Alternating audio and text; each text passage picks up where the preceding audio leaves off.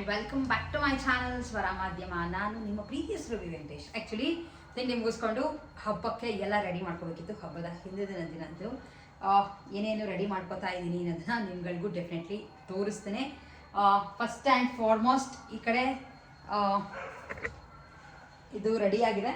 Just ನಮ್ಗೆ ಹೆಂಗೆ ಬೇಕೋ ಹಾಗೆ ಡೆಕೋರೇಟ್ ಮಾಡ್ಕೊಳ್ಳೋಕ್ಕೆ ಯೂಸ್ ಮಾಡ್ಕೋಬೇಕು. ಆ್ಯಂಡ್ ಅದ್ರ ಜೊತೆ ಇಲ್ಲಿ ಕೊಡೋಕ್ಕೆ ಎಲ್ಲರಿಗೂ ಜಸ್ಟ್ ಮತ್ತೆ ಹಣ್ಣದ ಜೊತೆ ಕಾಯಿ ಇರಲಿ ಅಂತ ಕಾಯಿ ಇದು ತಂದಿಟ್ಕೊಂಡಿದ್ದಾಗಿದೆ. ಆದಷ್ಟು ಹಿಂದಿನ ದಿನ ರೆಡಿ ಮಾಡ್ಕೊಂಡ್ಬಿಟ್ರೆ ಆಲ್ಮೋಸ್ಟ್ ಸುಮಾರು ಮುಕ್ಕಾಲು ಹಬ್ಬದ ಕೆಲಸ ಮುಗ್ದಂಗೆ. ಅದ್ರಿಗೂ ವರಮಹಾಲಕ್ಷ್ಮಿ ಹಬ್ಬ ಅಂದರೆ ಎಲ್ಲರಿಗೂ ಸಿಕ್ಕಾಪಟ್ಟೆ ಏನೋ ಒಂದು ಇಂಟ್ರೆಸ್ಟ್. ಹಾಗೆ ಒಂದು ಹಬ್ಬ ಬರ್ತಿದೆ ಅಂದರೆ ನಮ್ಗಳಿಗೆ ಅದ್ರಿಗೂ ಹೆಣ್ಮಕ್ಳಿಗೆ ರೆಡಿ ಆಗ್ತೀವಿ, ಪೂಜೆ ಮಾಡ್ತೀವಿ, ಹಬ್ಬದ ಅಡುಗೆ ಸಂಭ್ರಮ ಅಂತಲೇ ಹೇಳ್ಬೋದು. ಸೊ ಅದು ರೆಡಿ ಆಗಿದೆ. ಹಾಗೆ ಕೈ ಕಟ್ಕೊಳ್ಳೋಕ್ಕೆ ಕಂಕಣದ ದಾರ ಅದನ್ನು ರೆಡಿ ಮಾಡ್ಕೊಂಡಾಯಿತು. ಮಿಕ್ಕಿದ್ದು ಬುಕ್ವಾಡ ಒಂದ್ಸಲ ತೆಗೆದ್ಬಿಟ್ಟು ಒಂದ್ಸಲ ತೊಳೆದ್ಬಿಟ್ಟು ಕ್ಲೀನಾಗಿ ಅದಕ್ಕೆ ಅಲಂಕಾರವನ್ನು ಮಾಡ್ಕೊಳ್ಳೋದು ಅದಿನ್ನೂ ಬಾಕಿ ಇದೆ. ಆ್ಯಂಡ್ ಅದ್ರ ಜೊತೆ ಈಗ ಸದ್ಯಕ್ಕೆ ಮರದ ಭಾಗನ ರೆಡಿ ಮಾಡ್ಕೊತಿದ್ದೆ. ಇದು ಆ್ಯಕ್ಚುಲಿ ಮೇಯ್ನ್ ಆಗೋಗ್ಬಿಡುತ್ತೆ. ನಂಗೆ ಅದು ರೆಡಿ ಆಗಿಬಿಟ್ರೆ ಸುಮಾರು ಕೆಲಸ ಆದಾಗ, ಯಾಕೆಂದರೆ ಎಲ್ಲ ಸಾಮಾನುಗಳು ಹಾಕಿಟ್ಕೋಬೇಕು. ಆ್ಯಂಡ್ ಈ ಸಲ ಎಲ್ಲ ಚೆನ್ನಾಗಿರೋ ಇದು ಎಕೋ ಫ್ರೆಂಡ್ಲಿ ಕವರ್ಸ್ನ ತೊಗೊಂಡು ಬಂದಿದ್ವಿ. ಹಾಕೊಳ್ಳೋಕ್ಕೂ ಈಸಿ ಆ್ಯಂಡ್ ಅವ್ರು ಅದನ್ನು ಬಿಸಾಕೋದು ಪರವಾಗಿಲ್ಲ. ಇದರ ಪ್ಲಾಸ್ಟಿಕ್ ಕವರ್ಸ್ಗಳು ತುಂಬ ಕಷ್ಟ. ಹಾಗೂ ನಾನು ಪ್ಲ್ಯಾನ್ ಮಾಡಿದ್ದು ಪೇಪರ್ ಕವರ್ಸ್ ಅಂತ. ಬಟ್ ಪೇಪರ್ ಕವರ್ಸ್ ಏನಾಗ್ತದೆ, ಹೋದ್ಸಲ ಹಾಗೆ ಹಾಕಿ ಟ್ರೈ ಮಾಡಿದೆ. ಅದು ಅವರು ನಾನು ಇಟ್ಕೊಂಡು ಕೊಡಬೇಕಾದ್ರೂ ತೊಗೊಂಡೋಗ್ಬೇಕಾದ್ರೆ ಅದಂತೂ ಪೇಪರ್ ಅಲ್ವಾ, ಲೈಕ್ ಹರಿದೋಗ್ಬಿಟ್ಟು ಪಾಪ ಕಡಲೆಬೇಳೆ ಉದ್ದಿನಬೇಳೆ ಎಲ್ಲ ಮಿಕ್ಸ್ ಆಗೋಗ್ಬಿಟ್ಟಿತ್ತು, ರವೆ ಈ ಥರದೆಲ್ಲ ಕೊಟ್ಮೇಲೆ ಅದು ಹೆಂಗೆಂಗೋ ಇದಾದರೆ ಒಂಥರ ಸರಿ ಹೋಗಲ್ಲ. ಸೊ ಹಾಗಾಗಿ ಎಲ್ಲ ಒಂದೊಂದೇ ರೆಡಿ ಮಾಡ್ಕೋತಾ ಇದ್ದೀನಿ. ಈ ಸಲ ತುಮಕೂರು ಹೋದಾಗ ಇದನ್ನ ತೊಗೊಂಡು ಬಂದೆ. ಯೂಶಲಿ ಇದನ್ನೇ ಇಡೋದು, ಬಟ್ ಇರಲಿಲ್ಲ ಅಂತ ಆವಾಗ ಪೇಪರ್ ಎಲ್ಲ ಇಡ್ತಾ ಇದ್ವಿ. ಆದರೆ ಇದು ಸಿಕ್ತಿದ್ದು ಎಲೆ, ಹೆಣ್ದಿರೋಂಥ ಎಲೆ. ಇನ್ನೂ ಸುಮಾರು ಸಾಮಾನುಗಳನ್ನ ಹಾಕಬೇಕು. ಸೊ ಜಸ್ಟ್ ಹಾಕಿರೋದು ಮಾತ್ರ ರೆಡಿ ಮಾಡಿ ಇಟ್ಕೋತಾ ಇದ್ದೀನಿ. ಜೊತೆ ಇನ್ನು ಸ್ವಲ್ಪ ಇನ್ನೂ ಮರದ ಬಾಗ್ನಕ್ಕೆ ರೆಡಿ ಮಾಡಬೇಕಾದ್ರೆ ಆ್ಯಕ್ಚುಲಿ ಮನೆಯಲ್ಲಿ ಒಬ್ಬರಿಗೆ ಏನೇನು ಸಾಮಾನು ಬೇಕಾಗುತ್ತೋ ಅಡುಗೆಗೆ ಆ ಥರದ್ದು ಎಲ್ಲನೂ ಕೊಡ್ತೀವಿ, ಇನ್ಕ್ಲೂಡಿಂಗ್ ಸಕ್ಕರೆ, ಉಪ್ಪು, ಆಮೇಲೆ ಹುಣಸೆಹಣ್ಣು ಎಲ್ಲನೂ ಹಾಕ್ಬೋದು. ಲೈಕ್ ಒಬ್ರಿಗೆ ಅಡುಗೆಗೆ ಅಟ್ಲೀಸ್ಟ್ ಆಗೋಷ್ಟು. ಸೊ ನಾನು ಒಬ್ಬರಿಗೆ ಅಂತ ಹಾಕಿರಲ್ಲ, ಎಲ್ಲ ಆಲ್ಮೋಸ್ಟ್ ಒಂದೊಂದು ಪಾವಷ್ಟು ಹಾಕಿರ್ತೀನಿ. ಅಕ್ಕಿ ಮಾತ್ರ ಆಲ್ಮೋಸ್ಟ್ ಅರ್ಧ kg ಅಥವಾ 1 kg ಹಾಕಿಟ್ಟಿರ್ತೀನಿ. ಏಕೆಂದರೆ ಇಷ್ಟಿಷ್ಟೇ ಕೊಟ್ಟರೆ ಅವ್ರಿಗೆ ಅದು ಏನಕ್ಕೂ ಯೂಸ್ ಆಗಲ್ಲ. ಸೊ ಅಂತ ನಾವು ಕೊಟ್ಟಿದ್ದು ಖುಷಿನೂ ಇರೋಲ್ಲ. ಸೊ ಹಾಗಾಗಿ ಇನ್ನು ಸಕ್ಕರೆ ಅವೆಲ್ಲ ಹಾಕಬೇಕು. ಇನ್ನೆಲ್ಲ ಪೆಂಡಿಂಗ್ ಇದೆ.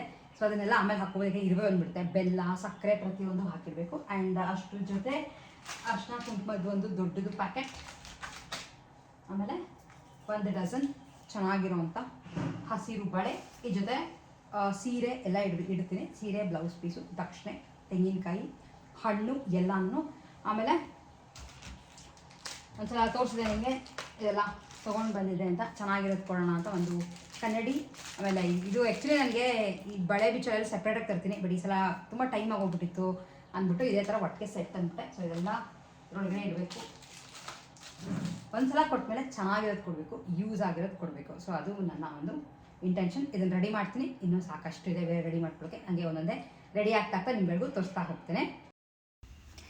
ಫಸ್ಟ್ ಈ ಥರ ಡೆಕೋರೇಟ್ ಮಾಡ್ತೀವಿ ಅಂತ ಅಂದ್ಕೊಂಡಾಗ ಬ್ಯಾಕ್ಗ್ರೌಂಡ್ ಸೆಟ್ರೈಟ್ ಮಾಡ್ಕೊಂಡ್ಬಿಟ್ರೆ ಯಾವ ಹೈಟಲ್ಲಿ ಬೇಕು, ಹೆಂಗೆ ಬೇಕು ಅಂತ ಆಮೇಲೆ ಮುಂದಿಂದು ರೆಡಿ ಮಾಡ್ಕೋದು. ಆ್ಯಂಡ್ ನನಗೆ ಈ ಸಲ ತರಿಸಿರೋ ಅಂಥ ಬ್ಯಾಕ್ ಡ್ರಾಪ್ ಮಾತ್ರ ಸಖತ್ ಇಷ್ಟ ಆಯಿತು.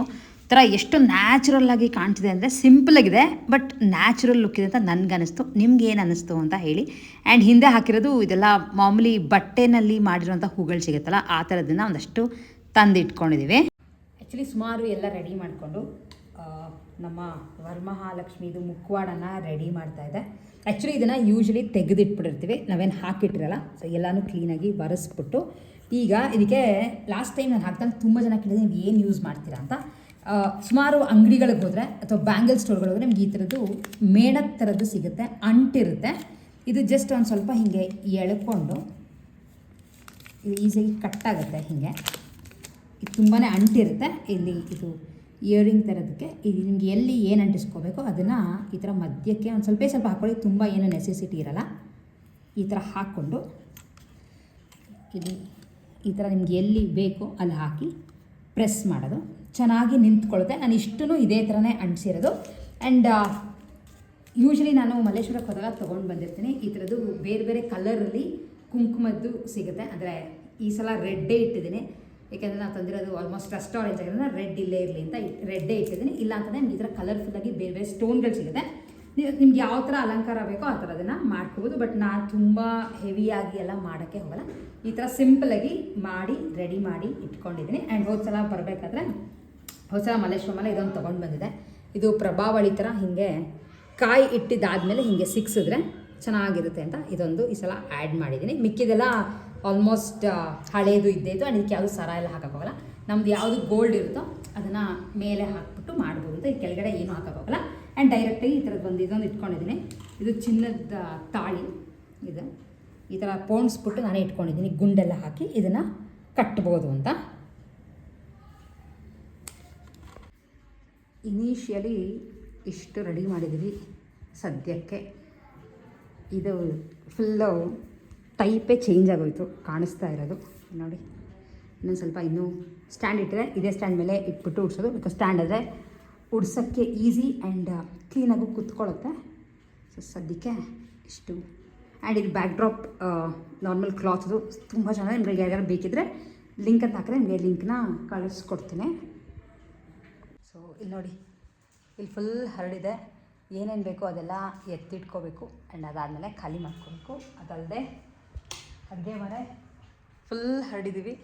ಎಲ್ಲ ಸ್ವಲ್ಪ ನೋಡ್ಕೊಂಡು ಎಷ್ಟು ಬೇಕೋ ಅಷ್ಟು ಬೇಕಂದ್ರೆ ಒಟ್ಟಿಗೆ ಇಟ್ಕೊಂಡ್ಬಿಟ್ರೆ ಫುಲ್ ಕನ್ಫ್ಯೂಸ್ ಆಗೋಗ್ಬಿಡುತ್ತೆ. ಹಾಗಾಗಿ ಎಷ್ಟು ಬೇಕೋ ಅಷ್ಟು ನೋಡ್ಕೊಂಡು ತೆಕ್ಕೊಳ್ಳೋಣ ಅಂತ ಹಾಗೆಯೇ ಇಟ್ಟಿದ್ದೀನಿ. ಆ್ಯಂಡ್ ಈಗ finally time to drape the sari. Time ಸ್ವಲ್ಪ ಬೇಗ ಶುರು ಮಾಡೋಣ ಅಂತ ಅಂದ್ಕೊಂಡಿದ್ವಿ. ಆದರೆ ಎಷ್ಟೊತ್ತಾದರೂ ಮುಗಿಯೋದೇ ಇಲ್ಲ. ಆ್ಯಂಡ್ ಒಂಥರ ಪೇಷನ್ಸ್ ಹೋಗ್ಬಿಡುತ್ತೆ. ಹಾಗಾಗಿ ಸ್ವಲ್ಪ ಬೇಗ ಸ್ಟಾರ್ಟ್ ಮಾಡಿ ಬೇಗ ಮುಗಿಸಿದ್ರೆ ಆ್ಯಂಡ್ ಬೆಳಗ್ಗೆ ಮತ್ತು ನೆಕ್ಸ್ಟ್ ಡೇ ಬೆಳಗ್ಗೆ ಬೇಗ ಹೇಳೋಕ್ಕೂ ಸರಿ ಹೋಗುತ್ತೆ. ಆ್ಯಂಡ್ ಇನ್ನೂ ರಂಗೋಲಿ ಎಲ್ಲ ಹಾಕ್ಬೇಕು, ಎಲ್ಲ ಮುಗಿಸ್ಬಿಡೋಣ ಅಂತ ಅನ್ಕೋತಾ ಇದ್ದೀನಿ. ಸೊ ದಟ್ ಬೆಳಗ್ಗೆ ಏನೂ ತುಂಬ ದಬ ಆಗಬಾರ್ದು. ಜಸ್ಟ್ ಎದ್ಬಿಟ್ಟು ಕ್ಲೀನಾಗಿ ಸ್ನಾನ ಮಾಡ್ಕೊಂಬಂದು ಪೂಜೆ ಮಾಡೋ ಅಷ್ಟು ಅಂತ ಅಂದ್ಕೊಂಡಿದ್ದೀನಿ. ಆ್ಯಂಡ್ ಈಗ ಮೇನ್ ಪಾರ್ಟ್ ಸೀರೆ ಉಡ್ಸೋದು. ಆಲ್ಮೋಸ್ಟ್ ಎಲ್ಲ ರೆಡಿ ಮಾಡಿಕೊಂಡು ಸೀರೆ ಉಡ್ಸೋವಂಥ ಟೈಮ್ ಇದೆ ಇವಾಗ. ಸ್ವಲ್ಪ ಇಂಪಾರ್ಟೆಂಟ್ ಇದೆ, ತುಂಬ ಏನಂತಾರೆ ಟೈಮ್ ಹಿಡಿಯೋವಂಥ ಪ್ರಾಸೆಸ್ ಅಂದರೆ ಸೀರೆ ಉಡ್ಸೋದೇ. ಮಿಕ್ಕಿದೆಲ್ಲ ಆಲ್ಮೋಸ್ಟ್ ಆಗಿದೆ. ಅದು ಹೊಸ ಸೀರೆ ನೋಡ್ಬಿಟ್ರೆ ಉಡ್ಸೋದು ಇನ್ನೂ ಕಷ್ಟ. ನಿಮ್ಗೆ ಹೇಳಿದೆ ಈ ಸೀರೆ ತೊಗೊಂಡು ಬಂದಿದ್ದೀವಿ ಅಂತ. ನೋಡೋಣ, ಉಡ್ಸೋದು ಟ್ರೈ ಮಾಡ್ತೀನಿ. ನನಗೆ ಡಿಟೇಲಾಗಿ ತೋರ್ಸೋಕೆ ಹೋಗಲ್ಲ, ಅದು ತುಂಬ ಟೈಮ್ ಇದೆ. ಬಟ್ ಫೈನಲಿ ಇವತ್ತು ಉಡ್ಸಿದ ಮೇಲೆ ಯಾವ ಥರ ಬರುತ್ತೆ ಅನ್ನೋದನ್ನು ನಿಮ್ಗಳಿಗೆ ಡೆಫಿನೆಟ್ಲಿ ತೋರಿಸ್ತೀನಿ, ಹಾಗೆ ಶೇರ್ ಮಾಡ್ತೀನಿ ಅಷ್ಟೇ. ಸ್ಯಾರಿ ಪೆಕ್ಸ್ ಇಟ್ಕೊಂಡಿದ್ದೀನಿ. ಇದು ಬಟ್ಟೆ ಒಂದು ಹಾಕೋ ಕ್ಲಿಪ್ ಅಲ್ಲ, ಮಾಮೂಲಿ ಸ್ಯಾರಿ ಪೆಕ್ಸ್ ಬರ್ತಲ್ಲ ಅದು. ಇದರಲ್ಲಿ ಕ್ಲೀನಾಗಿ ನಿಂತ್ಕೊಳ್ಳುತ್ತೆ. ಹಾಗಾಗಿ ತರಿಸಿಟ್ಕೊಂಡಿದ್ದೀನಿ, ನನಗೂ ಯೂಸ್ ಆಗುತ್ತೆ ಅಂತ. 3 ಒಂದು ಸೆಟ್ಟಲ್ಲಿ ಬರುತ್ತೆ. ಯಾವಾಗಲೂ ಆನ್ಲೈನಲ್ಲಿ ತರಿಸ್ಕೊಂಡಿದ್ದು.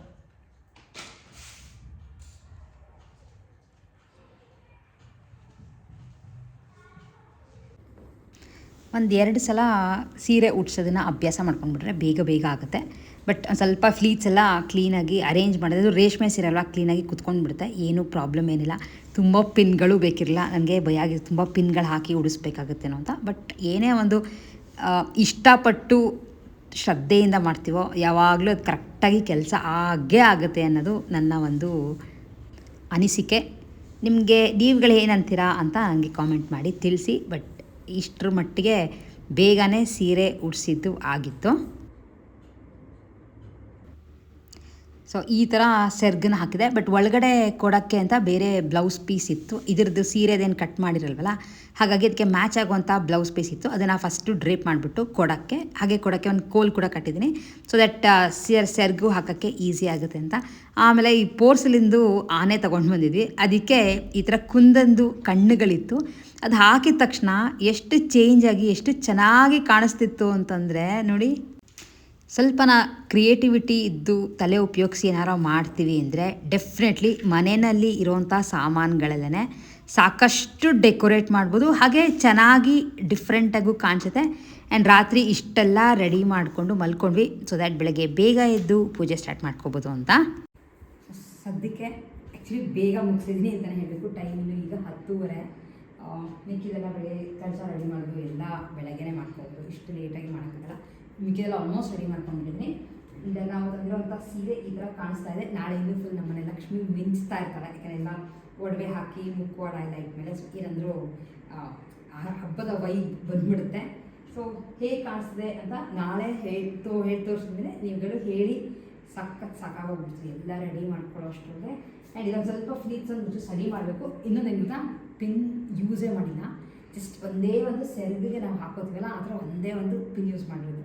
ಪಿನ್ ಯೂಸ್ ಮಾಡ್ದೇ ಸೀರೆನ ಆಲ್ಮೋಸ್ಟ್ ಉಡ್ಸಿದ್ದೀನಿ. ಆ್ಯಕ್ಚುಲಿ ಇದು ಸ್ಟೆಪ್ ಉಡ್ಸೋಣ ಅಂತ ನೋಡಿದೆ, ಆದರೆ ಯಾಕೋ ನಂಗೆ ಅಷ್ಟೊಂದು ಚೆನ್ನಾಗಿ ಕಾಣಿಸ್ತಿಲ್ಲ, ಅದಕ್ಕೆ ಬೇಡ ಸಿಂಪಲಾಗಿರಲಿ, ಹಿಂಗಿದ್ರು ಲಕ್ಷ್ಮಿ ಪೂಜೆ ಮಾಡಿ ಒಲಿಯೋದು ಮುಖ್ಯ ಅಂದ್ಬಿಟ್ಟು ಈ ಥರ ಉಡ್ಸಿದ್ದೀನಿ. ಆ್ಯಂಡ್ ಎನಿವೇಸ್ ಇಷ್ಟು ನಮ್ಮ ಇವತ್ತಿನ ವೀಡಿಯೋ ಆಗಿತ್ತು. ಈ ಥರ ರೆಡಿಯಾಗಿ ಪ್ರಿಪೇರ್ ಆಗಿ ಹಬ್ಬಕ್ಕೆ ರೆಡಿ ಇದ್ದೀವಿ. ಹೇಗೆ ಆಗುತ್ತೆ ನಮ್ಮ ಮನೇಲಿ ವರಮಹಾಲಕ್ಷ್ಮಿ ಹಬ್ಬ ಅಂತ ಡೆಫಿನೆಟ್ಲಿ ನೆಕ್ಸ್ಟ್ ವೀಡಿಯೋಲಿ ನಿಮ್ಗಳಿಗೂ ತಿಳಿಸ್ತೀನಿ. Stay tuned. ಆ್ಯಂಡ್ ಹಾಗೆ ಇವತ್ತಿನ ವೀಡಿಯೋ ಇಷ್ಟ ಆಗಿದ್ರೆ ಲೈಕ್, ಶೇರ್ ಆ್ಯಂಡ್ ಸಬ್ಸ್ಕ್ರೈಬ್ ಮಾಡೋದನ್ನ ಡೆಫಿನೆಟ್ಲಿ ಮಿಸ್ ಮಾಡಬೇಡಿ. ಸಿಗ್ತೀನಿ ಮತ್ತೆ ಮುಂದಿನ ವೀಡಿಯೋಲಿ. ಅಲ್ಲಿವರೆಗೂ take care and bye bye.